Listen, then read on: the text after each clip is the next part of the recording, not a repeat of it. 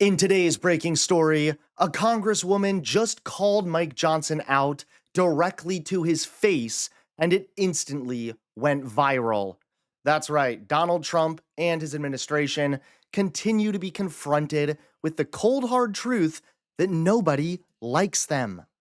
How's it going, everybody? Hunter Avalone here with Occupy Democrats. Welcome back to another video.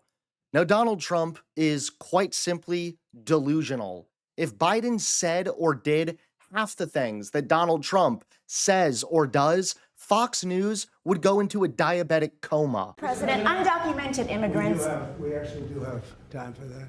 They're not eligible for the health care subsidies that Democrats are demanding. So can you clarify, what are you talking about when you say Democrats want to protect their health care? So when an illegal person comes in, a person who came into our country illegally, therefore breaking the law, and look, we all have big hearts. I have a bigger heart than you do. They're all breaking the law, and they're coming into our country. And we just, as a country, cannot afford to take care of millions of people who have broken the law coming in.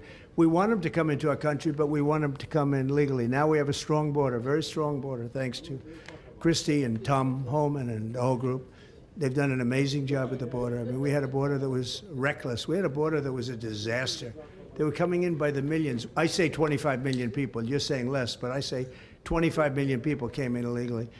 And no system can take care of the health care of all of those people that came. Yeah, bravo, Trump. Great job not answering the question. But at least we learned about how your heart is the biggest. Here I would have thought your heart was at the biggest risk of a heart attack, Mr. French Fries. And now Trump's delusion is literally uprooting the entire government. Hey everybody, I'm still down here in Washington, D.C. The Senate just had a vote which failed, which means a shutdown at 12 o'clock tonight is very, very likely. And this is going to be very painful for a lot of people and very difficult. This whole idea of my way or the highway that the Republicans have been pushing is not the way to go. We've got to negotiate to try and keep the government open, or get it reopened, I should say. Number two, we've got to try and do something to keep the health insurance cost of people down. They're about to skyrocket because of the expiration of these premium tax credits. It's going to be very, very painful and very shocking for a lot of people all over the country. It's going to affect your health insurance premiums, because more people that get kicked off their insurance because they can't afford it makes everybody else's health insurance more expensive. And the president and the White House have got to stop these unilateral cuts, this chaos they're trying to promote, and this idea that they're looking forward to a shutdown because they can do a lot of more cuts that they wouldn't be able to do otherwise.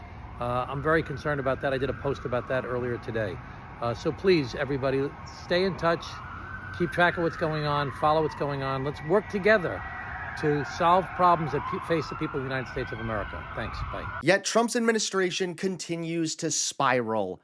That's right, a Congresswoman just called Mike Johnson out to his face, and it instantly went viral. Take a look at today's top story. With a mustache after that meeting that didn't go well yesterday. CNN's Manu Raju captured this exchange about that video up on Capitol Hill in the last hour between Speaker Johnson and House Democrat Madeleine Dean of Pennsylvania. Well, that's your presence, not your style. It's disgraceful. It's bigoted. It's racist. You should call it out. Is it racist? You put a sombrero on a black man who's the leader of the House?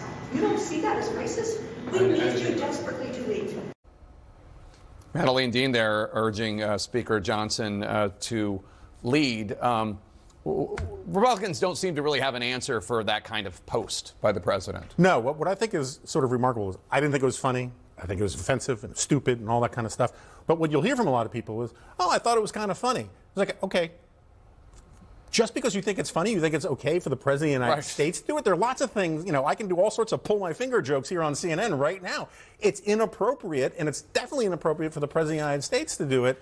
And I think that the Republican caucus is so cowed that they don't know how to draw any distinctions about defensible behavior, indefensible behavior, and truly venal, corrupt behavior. So, Ashley, let's elevate it from Mr. Trump's post there. You've been in the room with Speaker Pelosi, for whom you worked, while she was negotiating during prior shutdown disputes. What is likely going on behind closed doors right now, do you think?